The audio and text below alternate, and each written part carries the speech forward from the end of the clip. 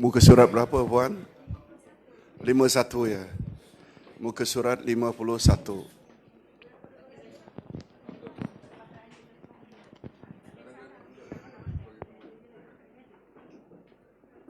Okey, larangan mengambil orang kafir sebagai teman kepercayaan.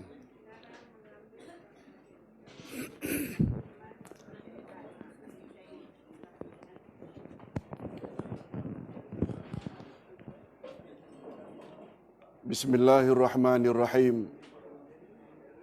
Alhamdulillah wassalatu wassalam ala Rasulillahi amma ba'd.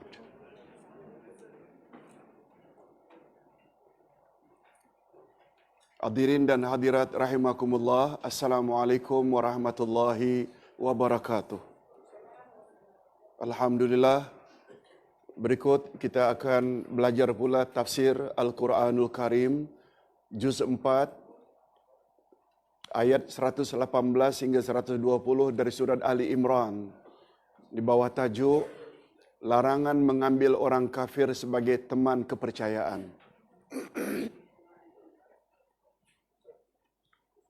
Untuk mendapat keberkatan bersama, marilah kita baca terlebih dahulu. A'udzubillahi minasyaitonirrajim.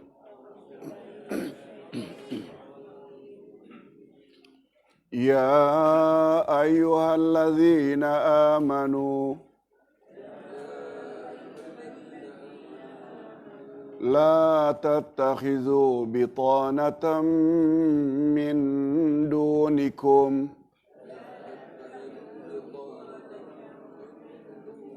la ya'lunakum khabala waddu ma anittum qad badatil baghdha'u min afwahihim wa ma tukhfi suduruhum akbar qad bayyana lakumul ayati in kuntum ta'qilun.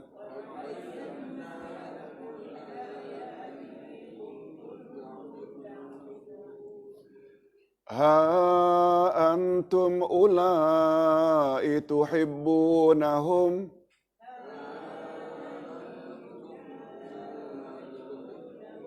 wa la yuhibbunakum wa tu'minuna bil kitabi kullih wa idza laqukum qalu amanna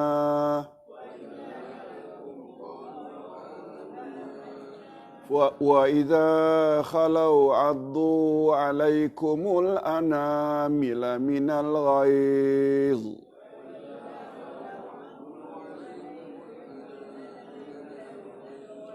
qul mutu bighaizikum innallaha alimun bidzatis sudur.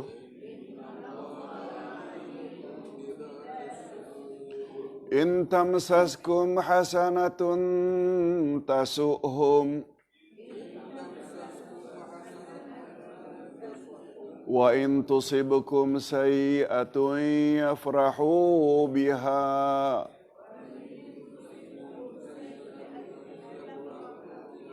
wa in tasbiru wa tattaqu la yadurrukum kaiduhum syai'a innallaha bima ya'maluna muhit.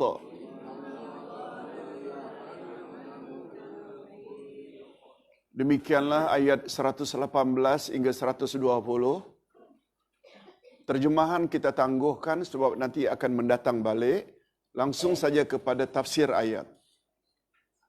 Pada ayat yang lalu, Allah Subhanahu Wa Taala membagi ahli kitab kepada dua golongan. Mula-mula orang kafir terbagi dua, ahli kitab dan musyrikin. Sesuai dengan ayat pertama surat Al-Bayyinah, lam yakunil ladzina kafaru min ahli kitab wal musyrikin. Dari situ kita dapat tahu kafir itu ada dua, ahli kitab dan musyrikin.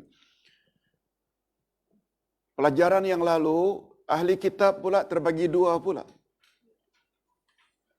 Ada di antara mereka umat yang lurus dan beriman kepada Allah.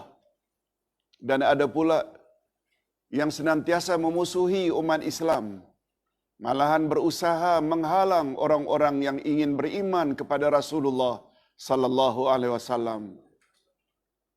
Pada ayat berikut ini, yaitu ayat yang kita bacakan tadi, Allah melarang orang-orang beriman agar jangan mengambil orang-orang kafir sebagai kawan karib. Bitanah. Bitanah ini maknanya kawan karib.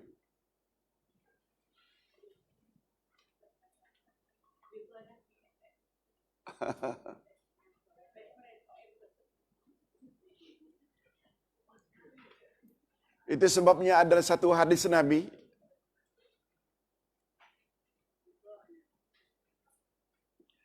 seorang pemimpin boleh jadi tidak baik andai kata bitanahnya tak baik. Bitanah di situ dengan makna penasihat pribadinya.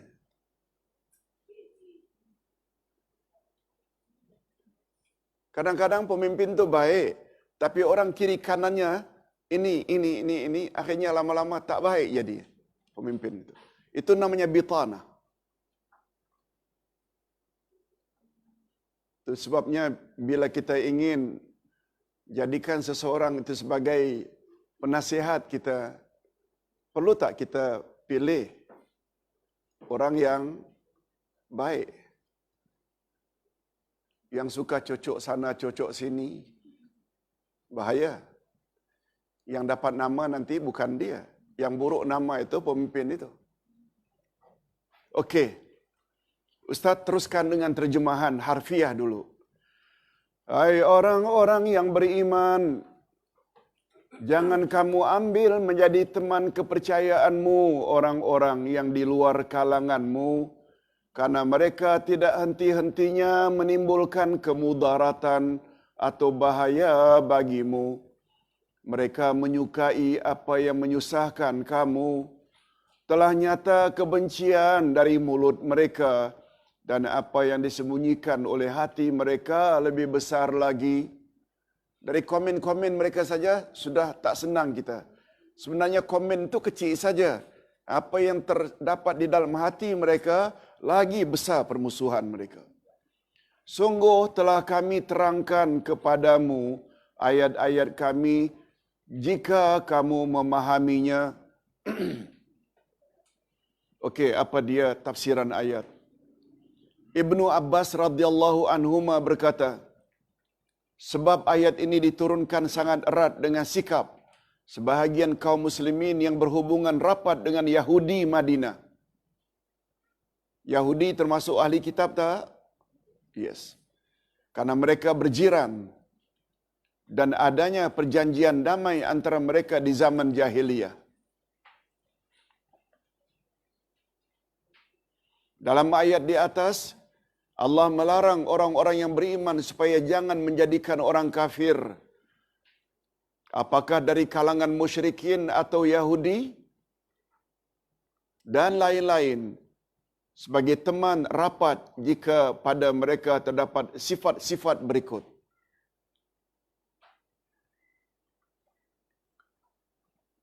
Kalau di Malaysia ni ahli kitab itu yang beragama apa biasanya? Kristian. Kalau Yahudi tak ada di sini, Kristian termasuk ahli kitab. Musyrikin pula termasuk tak? Hindu, Buddha, penyembah tokong, semuanya ini adalah musyrikin.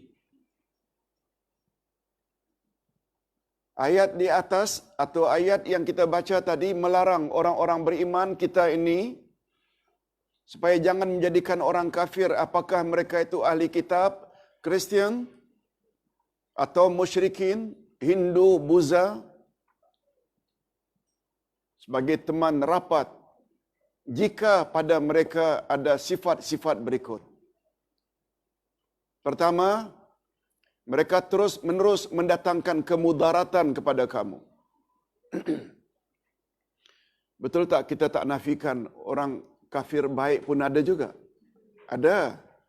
Tapi bila ada yang terus-menerus menyusahkan kamu, itu sifat pertama yang mesti dijauhi. Yang kedua, mereka menyukai apa saja yang boleh menyusahkan kamu. Bila musibah menimpa orang Islam, mereka ketawa. Oh, puas hati, senang hati. Malah ada tak orang-orang kafir di mana saja termasuk Malaysia, bila orang Islam itu kalah, dia suka? Ada tak? Itu maksudnya. Bila umat Islam ditimpa musibah, termasuk tak? Semakin umat Islam berpecah, mereka makin besar. Termasuk tak? Betul tak perpecahan itu musibah? Mereka pula suka. Tak kiralah backgroundnya karena politik ke, karena ini ke, karena itu.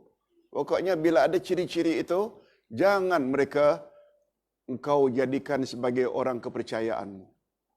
Yang ketiga, mereka nyatakan dengan lisan kebencian mereka terhadap kamu. Kadang-kadang mereka tidak nyatakan.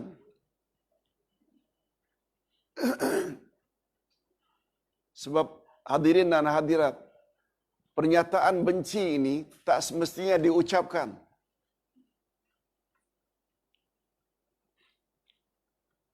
Dalam dunia dakwah,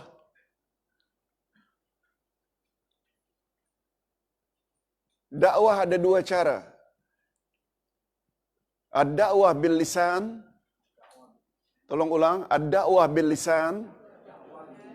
Ad-dakwah bil hal. Dakwah bil lisan macam ustaz sekarang sedang bercakap, memberi penerangan. Itu namanya ad-dakwah bil lisan. Dakwah bil hal. Ustaz coba untuk datang setiap pengajian on time. Kalau macam tadi, ada halangan, tepat pada waktunya, sepatutnya sampai, ternyata tak sampai, kontak kepada yang mengurus. Tolong umumkan, Ustaz lambat datang. Bagus tak? Bagus tak? Macam tak bagus saja.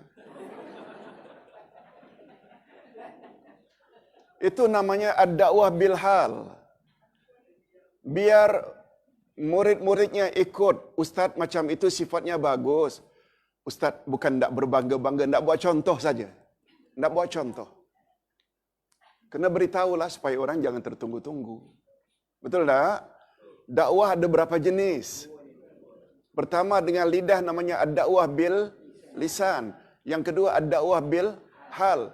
Itu sebabnya Dr. Muhammad Nasir, Ketua Dewan Dakwah Islam Indonesia, dalam bukunya Fiqhud Dakwah, kata beliau, hatta orang bisu boleh berdakwah. Kalau diamanahkan sesuatu benda, dia jaga baik-baik. Dia tak bercakap padahal. Bila janji jam sekian mesti datang, on time dia datang. Betul tak? Tindak tanduk dia membuat orang menjadikan dia sebagai role model. Nah, bila kita compare ad-dakwah bil lisan dengan ad-dakwah bil hal, mana yang lebih berkesan? Bil hal. Ada tak kata-kata orang yang cakap tak serupa bikin? Cakap lain, bikin lain. Dia kurang berkesan. Okey, ketiga-tiga sifat di atas. Maksud Ustaz membawa bab tadi itu, orang kafir kadang-kadang dia tidak kata yang dia benci. Tapi dari tindak tanduknya kita dapat menilai tak yang dia benci kita. Yes, itu maksudnya. Tak semestinya dia cakap. Ketiga-tiga sifat di atas menjadi syarat larangan menjadikan orang-orang kafir sebagai teman karib dan orang kepercayaan. Tetapi jika keadaan mereka kelihatan berubah, maka tidak menjadi kesalahan jika umat Islam menjadikan mereka sebagai teman yang karib. Tak salah. Perubahan ini dapat dilihat dengan jelas dalam sejarah, seperti sikap Yahudi memberi pertolongan kepada umat Islam ketika penaklukan Andalusia. Walaupun pada zaman awal keislaman, mereka merupakan musuh yang sangat ketat bagi umat Islam. Sebagaimana juga sikap orang-orang Qibti. Orang Qibti ini orang mana? Orang Mesir. Memberi pertolongan kepada umat Islam ketika mengusir bangsa Rom dari Mesir. Itu sejarah. Kadangkala, boleh tak kita bertolong-tolongan dengan orang kafir? Boleh. Bila membawa kebaikan bersama. Sampai hari ini, Malaysia, Indonesia, ada tak semacam MOU, kerjasama pertahanan? Bila kami diserang, kamu mesti tolong kami, ada tak? Yang macam itu boleh tak? Boleh, boleh. Atas dasar inilah Khalifah Umar ibn Khattab radhiyallahu anhu mengangkat sebahagian orang kafir sebagai pegawainya di pejabat-pejabat kerajaan. Dan tradisi ini diteruskan pada kekhalifahan sesudahnya, seperti di zaman Umayyah dan Abbasiyah. Bahkan ada di antara mereka yang diangkat menjadi duta, ambassador, mewakili pemerintahan Islam keluar negara. Boleh. Jadi larangan menjadikan orang kafir sebagai teman karib yang diikat dengan sifat-sifat di atas hampir sama dengan larangan yang serupa pada firman Allah yang berikut.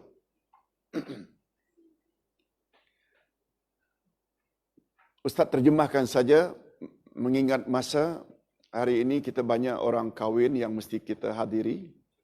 Boleh ya? Allah tidak melarang kamu untuk berbuat baik dan berlaku adil terhadap orang-orang yang tidak memerangimu karena agama dan tidak pula mengusir kamu dari negerimu. Sesungguhnya Allah menyukai orang-orang yang berlaku adil. Sesungguhnya Allah hanya melarang kamu menjadikan sebagai kawanmu orang-orang yang memerangi kamu karena agama dan mengusir kamu dari negerimu dan membantu orang lain untuk mengusirmu. Dan barang siapa yang menjadikan mereka sebagai kawan, maka mereka itulah orang-orang yang zalim. Apa makna zalim? Atau lebih tepat, apa lawan zalim? Apa lawan zalim? Hari hujan.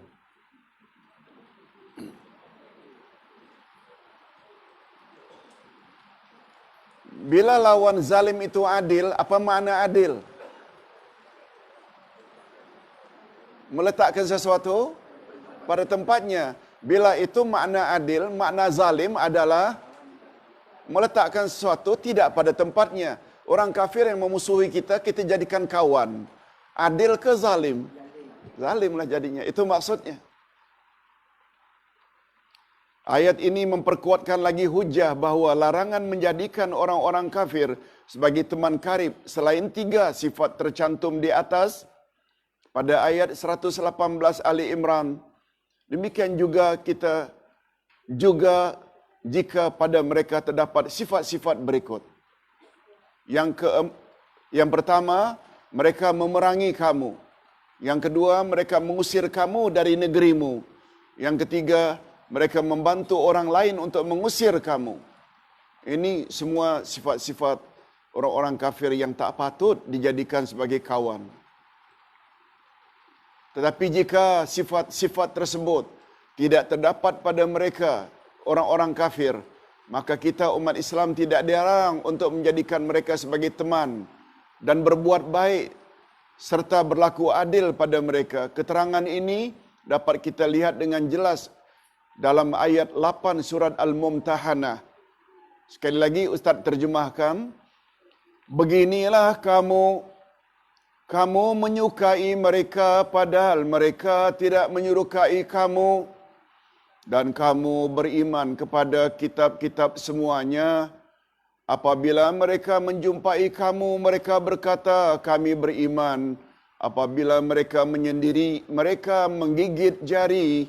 lantaran marah kepadamu atau benci terhadapmu, katakanlah kepada mereka, matilah kamu karena kemarahanmu itu. Sesungguhnya Allah mengetahui segala isi hati.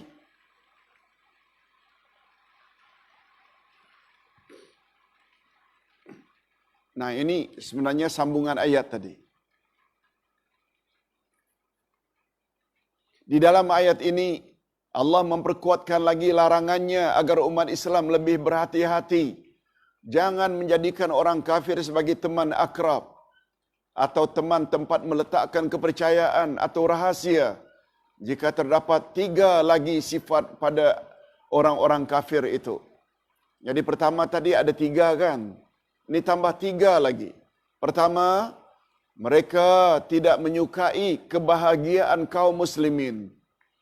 Malahan sebaliknya mereka mengingini supaya kaum muslimin selalu dalam kesulitan dan kesusahan.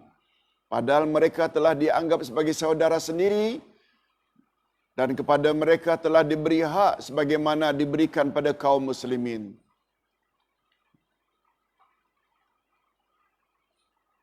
Itu sebabnya apabila kita lihat non-Malay yang berada di Malaysia, mereka telah mendapat tak kemudahan yang mereka tidak boleh dapat di negara lain. Pertama sekali warga negara. Betul tak? Kemudian banyak hal-hal lain lagi diberi sama rata. Cuma polisi kerajaan ada beberapa yang hanya orang tempatan saja yang layak. Sebagaimana kita sama-sama maklum, agama adalah agama resmi negara. Betul tak? Kemudian kedaulatan raja-raja. Kemudian bahasa Malaysia dan lain-lain. Itu sepatutnya boleh tak mereka gugat balik? Boleh tak mereka gugat dengan mengatakan, oh itu tidak adil? Boleh tak? Tak boleh. Sebab itu sudah tertera dalam perlembagaan. Okey, yang kedua, umat Islam mempercayai semua kitab yang telah diturunkan kepada nabi-nabi sehingga tidak ada alasan bagi mereka untuk membenci ahli kitab. Karena itu banyak di antara kaum muslimin yang sayang kepada mereka, bergaul secara baik dengan mereka, tetapi walaupun demikian mereka tidak juga menyenangi kaum muslimin, bahkan ingin mencelakakan mereka. Ini sudah tidak boleh bila ada sifat itu. Yang ketiga, di antara mereka banyak yang munafik. Jika berhadapan dengan kaum muslimin, mereka mengucapkan kata-kata manis seakan-akan mereka benar-benar teman sejati, percaya kepada ajaran yang dibawa oleh Nabi Muhammad sallallahu alaihi wasallam, tetapi apabila kembali kepada golongannya, mereka bersikap lain dan mengatakan dengan terang-terangan kebencian mereka kepada umat Islam. Mereka sampai menggigit jari karena iri hati melihat kaum muslimin tetap bersatu dan seia sekata serta selalu berhasil dalam menghadapi musuh. Istilah menggigit jari di sini adalah kiasan dari kemarahan, kedengkian dan penyesalan. Kemudian Allah Subhanahu wa taala menyuruh Nabi Muhammad sallallahu alaihi wasallam dengan tegas mengatakan kepada mereka, tolong ikuti, mutu bighaizikum innallaha alimun bizatis sudur. Matilah kamu karena kemarahanmu itu. Sesungguhnya Allah mengetahui segala isi hati kamu. Ustaz ulang sekali lagi. Kebencian orang kafir dengan dalam bentuk mulut, mana lebih besar, dalam bentuk mulut atau dalam hati mereka? Di mulut atau dalam hati? Dalam hati. Itu sebabnya kata Nabi, jika mereka diberi kemudahan, diberi persamaan hak, tetap marah-marah kamu, katakan saja, mutu bighaizikum. Apa makna mutu? Bahasa kasarnya mampuslah kamu. Bahasa kasarnya macam itu. Macam itu. Allah yang suruh Nabi cakap macam itu. Seolah-olah mereka tak kenang budi. Betul tak di negara-negara lain sungguh susah mereka mendapat warga negara? Semua kita tahu. Di mana-mana. Sebenarnya Allah mengetahui niat baik yang tersemat di dalam hati kaum muslimin. Sebagaimana Allah juga mengetahui niat jahat orang-orang kafir. Dan kelak Allah akan membalasi masing-masing mereka dengan balasan yang setimpal. Selanjutnya Allah Subhanahu Wa Taala memperjelaskan lagi betapa permusuhan orang-orang kafir terhadap orang-orang yang beriman, yaitu jika kamu kaum muslimin mendapat nikmat atau kemenangan, mereka akan bersedih hati. Tetapi jika sebaliknya kaum muslimin ditimpa kesusahan atau kekalahan, maka mereka akan bergembira.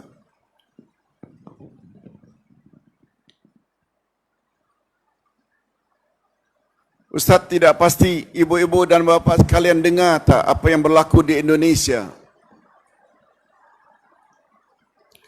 Selama ini orang-orang syarikat-syarikat yang memberangkatkan jemaah haji ke Tanah Suci semua dikelola oleh orang Islam. Sekarang ini pada era baru ini orang kafir juga minta diberi hak yang sama untuk mengelola membawa jemaah-jemaah haji ke Mekah. Orang kafir. Boleh faham maksud saya? Tidak mustahil perkara yang sama nanti akan berlaku lagi di sini. Betul tak? Hadirin dan hadirat rahimakumullah.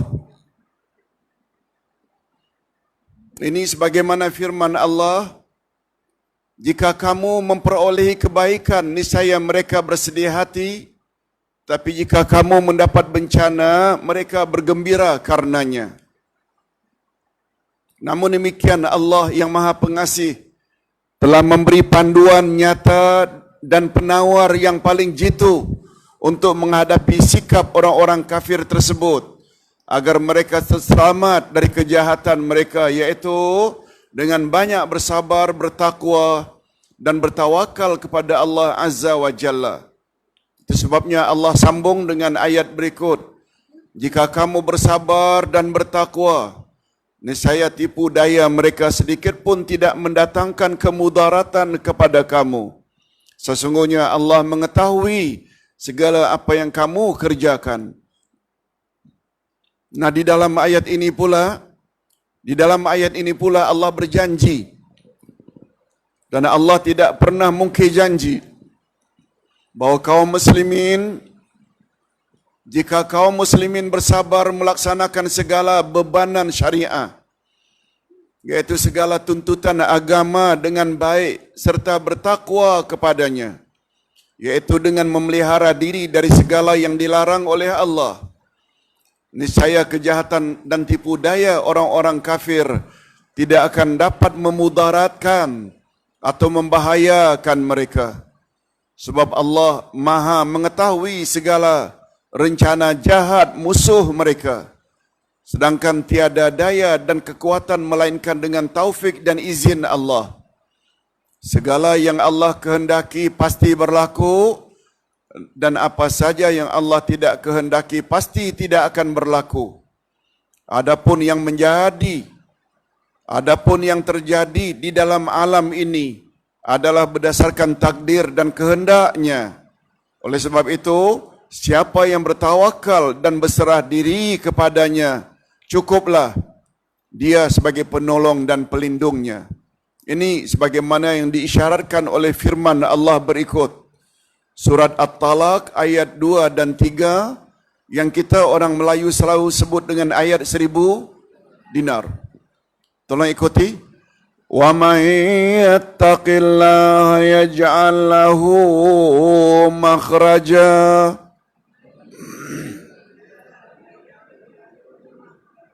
wa yarzuqhu min haitsu la yahtasib wa man yatawakkal 'ala Allah fahuwa hasbuh. Dan barang siapa yang bertawakal kepada Allah, niscaya dia akan mengadakan baginya jalan keluar dan memberinya rezeki dari arah yang tidak disangka-sangkanya. Dan barang siapa yang bertawakal kepada Allah, niscaya Allah akan mencukupkan keperluannya. Sebahagian hukama, iaitu ahli hikmah atau cendekiawan Islam berkata, tolong ikuti, idza aratta an takbita man yahsuduk fajtahid fi iktisabil fadail. Jika kamu ingin mengalahkan orang yang dengki padamu, macam mana caranya kita mengalahkan orang yang hasad dengki pada kita? Maka bersungguh-sungguh sajalah kamu melakukan amal kebajikan. Itu saja caranya. Sebab kata Nabi, tolong ikuti, innal hasada ya'kulul hasanati kama ta'kulun naru al-hataba. Sesungguhnya hasad dan dengki akan memakan amal baiknya macam api makan kayu api.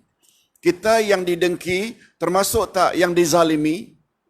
Orang yang dizalimi berhak tak mendapat nanti amal baiknya? Itu dia. Hadirin dan hadirat, nampaknya untuk bahagian tafsir cukup sampai di sini.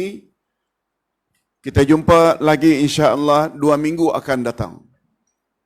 Sabtu depan jangan datang ya, wajib cuti. Jangan lupa untuk puasa Arafah. Puasa Arafah. Ustaz tadi ditanya oleh jemaah, Ustaz, boleh tak beri sedikit penerangan tentang korban? Kami jadi confused sebab dah terlanjur antar duit ke Kamboja, terlanjur antar duit ke Vietnam, ke Syria. Ada pula yang berpendapat itu tak elok.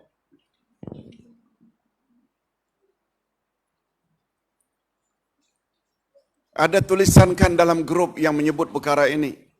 Ada baca? Ustaz pun baca juga pagi tadi. Yang memberi fatwa itu bukan sembarang orang. Guru Ustaz juga. Ustaz pernah belajar pada beliau. Syekh Saleh Al-Utsaimin. Seorang ulama besar dari Arab Saudi. Hadirin dan hadirat rahimakumullah.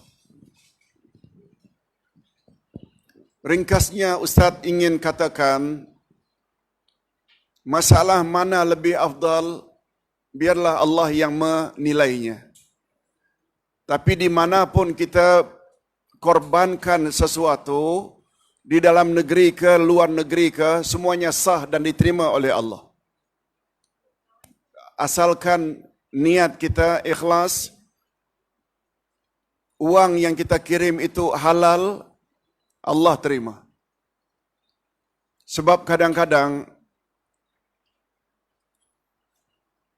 fatwa, sesuatu fatwa kena ingat,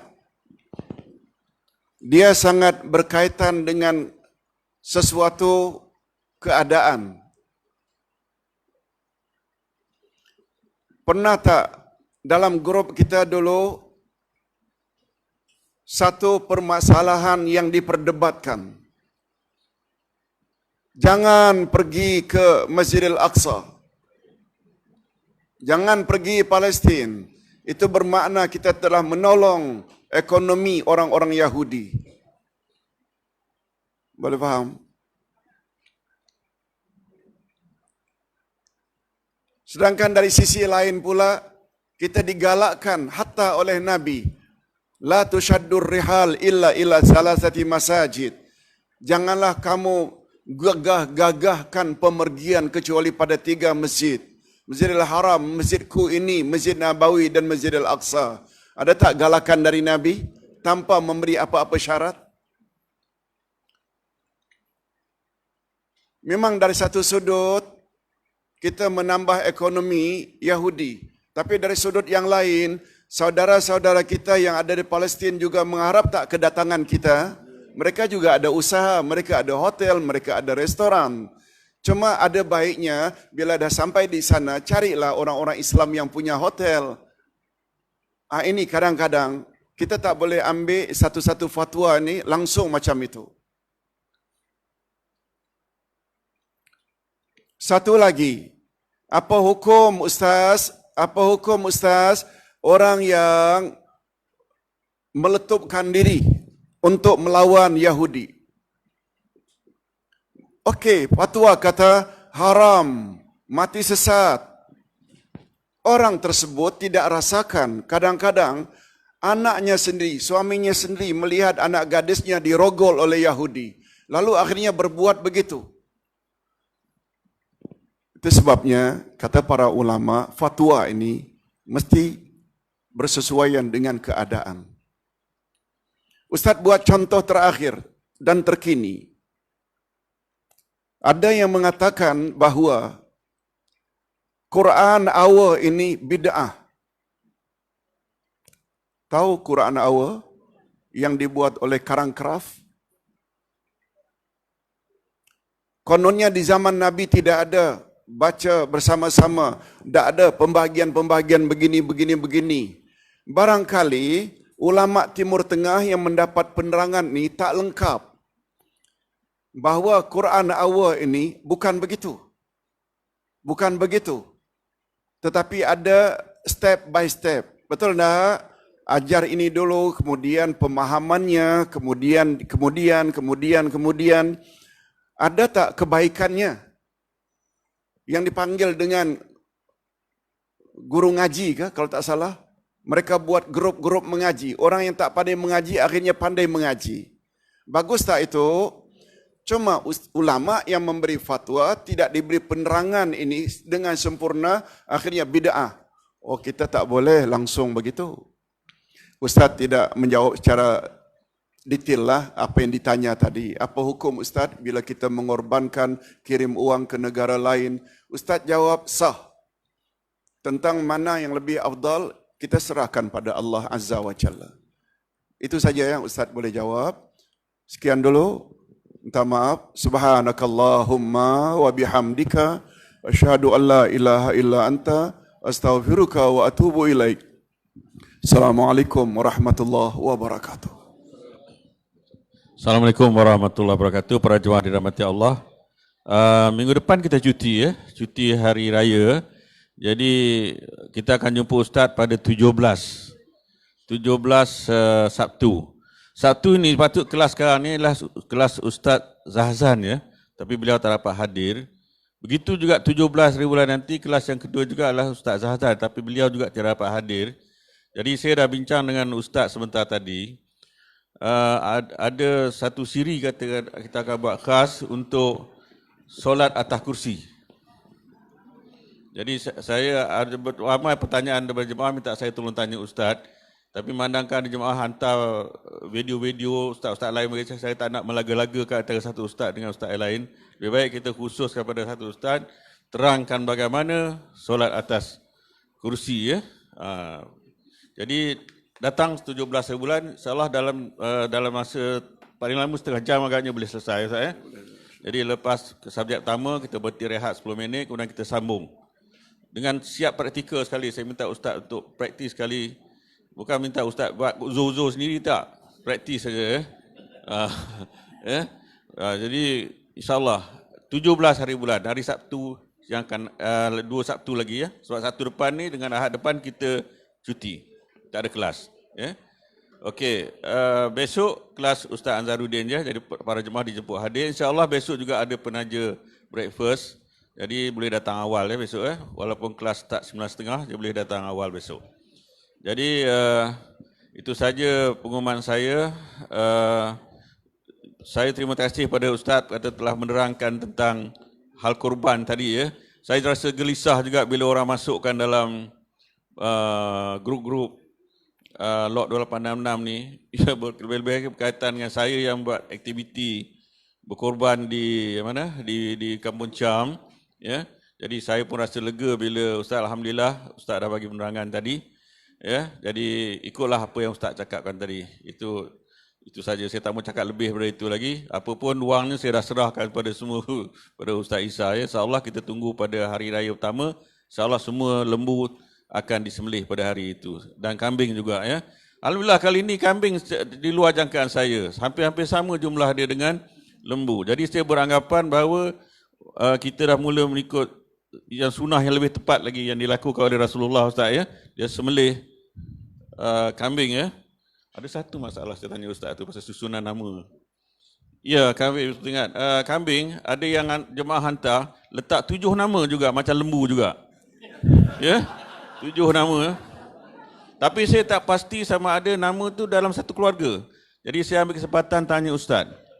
Alhamdulillah juga rupanya jemaah tersebut bila dia semak balik bukan dalam satu keluarga.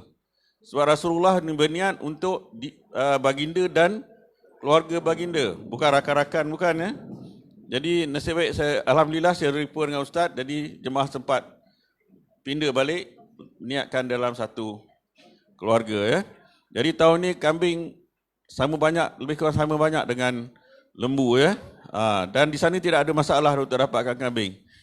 InsyaAllah ya. Jadi tahun depan ni kita cuba banyakkan lagi kambing daripada lembu lah ya.